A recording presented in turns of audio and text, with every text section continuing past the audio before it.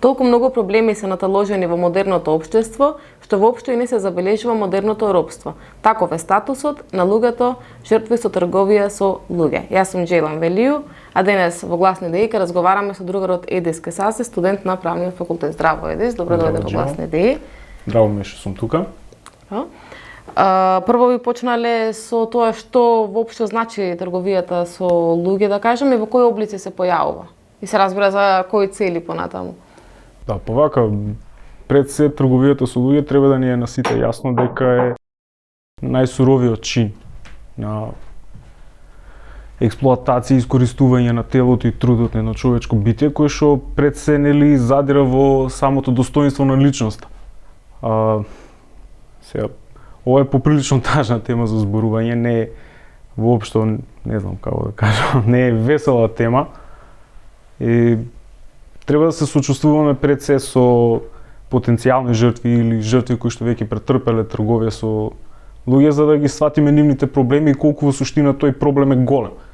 Вака, најпрво, кога велиме трговија со луѓе, тоа е всушност еден чадор, термин кој што подразбира повеќе видови на експлоатација, искористување на трудот и телото на одредени жртви. Например, имаме сексуална експлоатација, која што е пред се и најчест тип на експлоатација.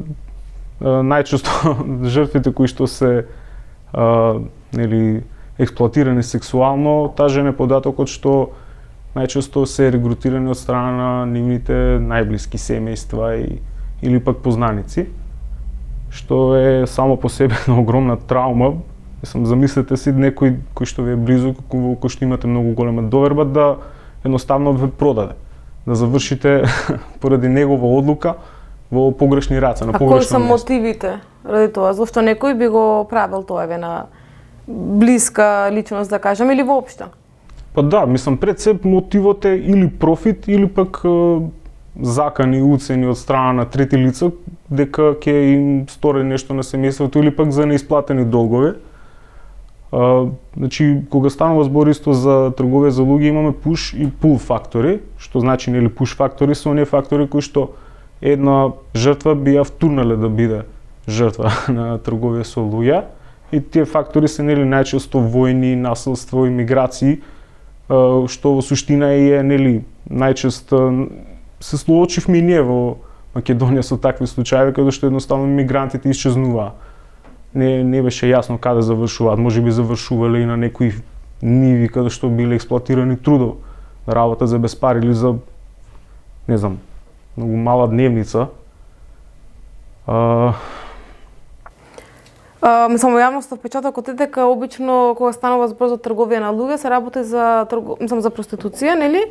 Или за трговија со органи. Сега ти спомна и друг аспект, трудот. Во кои облици може тоа да се јави? Па, исто така се подразбира трудовата експлоатација, секако. Тоа не значи дека, мислам, ако сте експлоатирани трудово, тоа не значи дека само сте ставени во некакво си, не знам, на некој ранч, некоја фарма или некоја нива или пак во некој затворен простор и ви одземена вашата слобода. Трудова експлоатација исто така и подразбира неработење во работење, тоест во нехумани услови, например, работење во фабрики со неисплаќање на плати, со закани, мобинг, уцени, стравување од страна на работникот и слично. Но исто така имаме и принудно работење. Луѓе кои што се третирани небаре како животни. Значи, полоши од оние slaughterhouse, sweatshops, да го знаеме тој термин што се случува во земјите во Јужна Азија, па и во Кина. Тоа е представува принудно работење, каде што на тие работници им се одземени личните документи, легитимации, било што. Имавме таков случај практично ние на Балканот овдека. Мислам, тоа се случуваше со работници од Балканот, конкретно Македонија, Босна и Херцеговина и Србија. Компанијата се викаше Сербаз. Станува збор, многу интересен случај е тоа во суштина, поради тоа што станува збор за компанија, градежна компанија во Азербејџан, која што, не знам, мислам дека беше некаде околу 2011 или 2014, не сум сигурен за годината, можеби многу порано.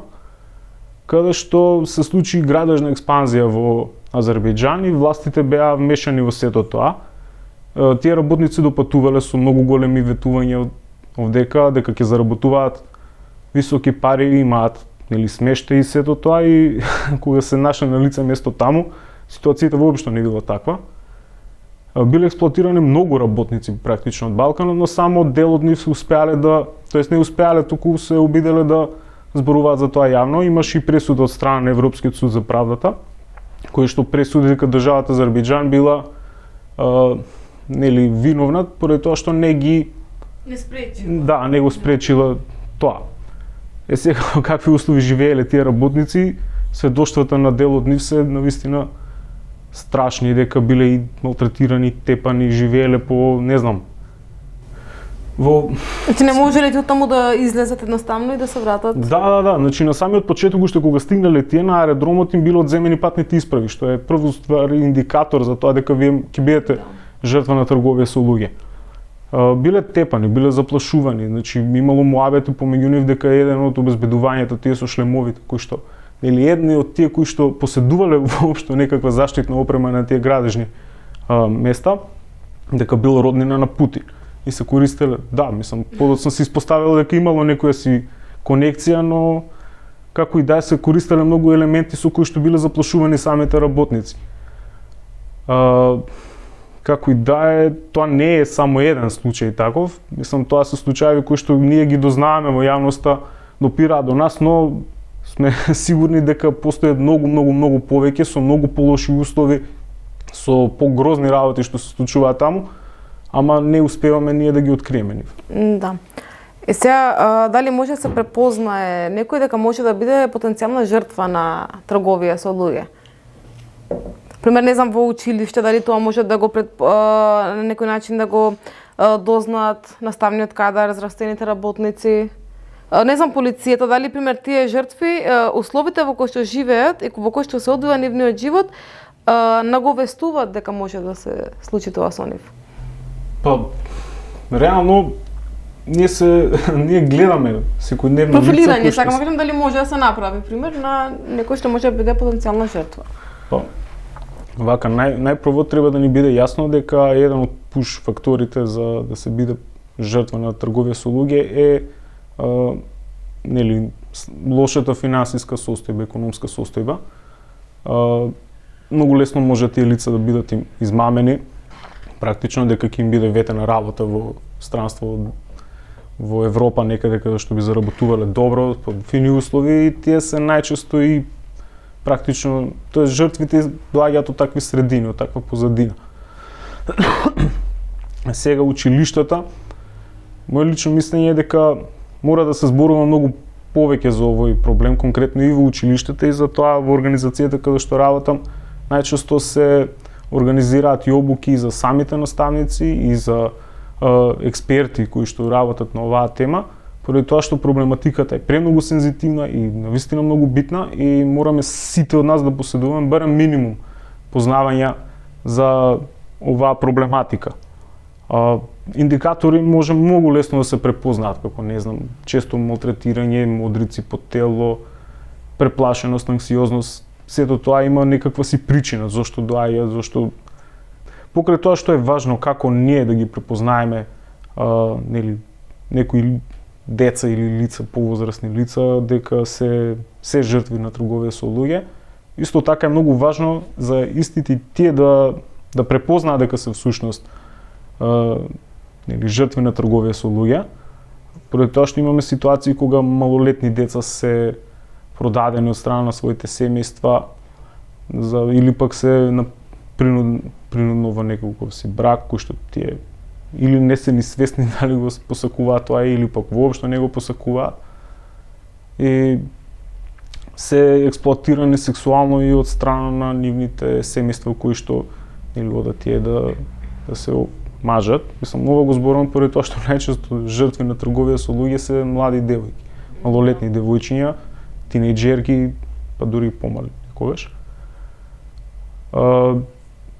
Мислам, исто така се случува во во тие семејства кога се мажат да бидат, нели како што кажа, покрај сексуално и трудово експлоатирани, да работат постојано домашни обврски, да немаат никаков контакт со надворешниот свет, па дури и да бидат продавани за сексуални услуги. И најчесто кога се случуваат такви случаи, трговците го користат методот на lover boy, нешто што е онака баш изопачено, да бидеме реални. Ги убедуваат жртвите дека тие во суштина се грижат за нив, додека пак жртвите полека со текот на времето се заљубуваат и создаваат комплетна доверба имаат во тие лица дека тие не би им наштетиле на нив. И тогаш имаме, нели, ситуација каде што тие за одредена сума на пари се продавани. Што партнерот се јавува како продавачот всушност на... Да. Мислам, најпрво почнува од самото семејство, најтесен круг на семејството. Родителите, а потоа и партнер. Да. Има и такви случаеви. Питачењето исто, не знам се дали спаѓа во... Да, и тоа е принудно питачење, тоа е принудна работа, експлоатација на самото дете. Но има многу такви случаеви, затоа нашата работа е практично многу тажна. Да. А како тие луѓе може да се реинтегрираат? Дали може да се реинтегрираат воопшто? Понатаму кога би се спасиле од тој живот? Реинтеграцијата на тие личности секако е, нели, процесот за да се реинтегрираат повторно во општеството е многу посложен, потежок и подолг. Но исто така од 2014 година Министерството за труд и социјална политика има програма за помош и поддршка при реинтеграција на жртвите од трговија со луѓе. Оваа програма треба да им возможува на жртвите пристап до постоечките права на системот за заштита, но и исто така и предвидува олеснување на реинтеграцијата преку нели сместување безбедносно, образование, вработување, домување, но поради нашата ситуација во државата сепак немаме доволно финансиски капацитети, но исто така институциите немаат доволно експерти и експертиза за да ги спроведуваат до крај тие работи. Отворена порта исто така раководи и со единствениот шелтер во држава за жртви со трговија со луѓе. Капацитетот е навистина мал и за жал има потреба од многу поголем капацитет за да се сместат повеќе жртви. Често е искористен цел капацитет. Да. Значи, постојано. Да, и со него раководи целосно отворена порта, додека пак од страна на државата е само финансирано за просторот. Тој моментално е државен, нели, шелтер, но бил претходно отворен и раководена отворена порта се до 2011 година. Добро. Во кои услови повеќе, мислам, се доаѓа до се појавува трговијата со луѓе, да кажам, обично, нели, многу често сме слушале информации како при големи миграции за време на војни или некои големи економски кризи исчезнуваат, ги снемуваат, не знам, мигрантите, да кажам. И што се случува со нив? Дали може тие да бидат жртви на трговија со луѓе? Дали има информации дека биле? Имаше, не знам во која земја беше, во некој камион беа премрзнати, мислам дека голем десетици луѓе кои што барале азил или не знам, одеа некаде као на работа, некоја таква приказна имаше. И сега Не сум запознат. Не сум запознат со тој случај искрено, но секако дека да, мислам, тоа се практично и најранлива категорија на луѓе кои што мигрираат и тоа мигрираат не од желба за да ја напуштат својата држава и да отидат некаде далеку, туку мигрираат од војни, како што беше случајот, нели, периодот од 2015 година па нааму, мигрантската криза која што беше така нарекувана. Немам информации за тоа дали се случувало, дали биле експлоатирани или дали воопшто биле продавани луѓе, но шансите се големи, преди тоа што сепак тие луѓе со себе ретко и кој од нив има и било какви документи за идентификација, тие преминувале гранични премини на нелегален начин, биле криумчарени. Сега исто така нели тие лица исто така може да бидат и практично киднапирани, да бидат криумчарени, но наместо да бидат однесени до таа локација која што треба да им биде наредно. Најчесто кај нас во нашиот случај беше Табановце, може би биле однесени на некој си како што кажав и претходно, ниви каде што биле тотално експлоатирани или во некои магацини, во затворени простори, каде што немат допир со реалност и не можат ни помош да побарат. Да, и до нив е практично невозможно да се допре. Значи третирани се буквално како робови. Робови, да, па во суштина и трговијата со луѓе и е тоа, еден вид на модерно робство. Да. Добро, како може да се подобри, да кажам, ситуацијата во оваа сфера? Да, па според мене едукацијата е во суштина најважна врска со овој проблем. Тоа го напоменав и на самиот почеток. Треба како што би требало ние да ги препознаваме тие индикатори за дали некој лице е жртва, исто така треба и самите жртви да се свесни и да ги препознават тие индикатори веднаш дека тоест се потенцијални жртви. Ако не знам, некој се пријави на некаков си оглас за работа некаде на непозната локација, во непозната држава, доколку не знам, најпрво му ги побараат патните исправи, нема друга причина зашто некој би му ги побарал. Тоа е факт дека тоа лице е потенцијално. Да, ма ако се стигнал до степенот да ги побара, значи веќе си влезен во тој круг и дали можеш и да не ги дадеш документите. Да, точно. Во конкретниот случај. Апсолутно. Тогаш од такви ситуации треба да се контактираат надлежните органи во било која и држава да е. Да.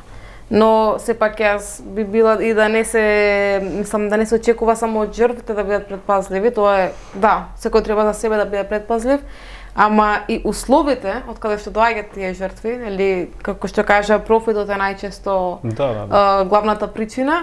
И тоа значи дека од посиромашниот слој на општеството доаѓаат тие луѓе. И сега кога тие не би живееле во такви услови, значи се намалува процентот на тие да бидат потенцијални жртви понатака, така што треба да се работи и на едукација од друга страна и на подобрување на животните услови. Апсолутно.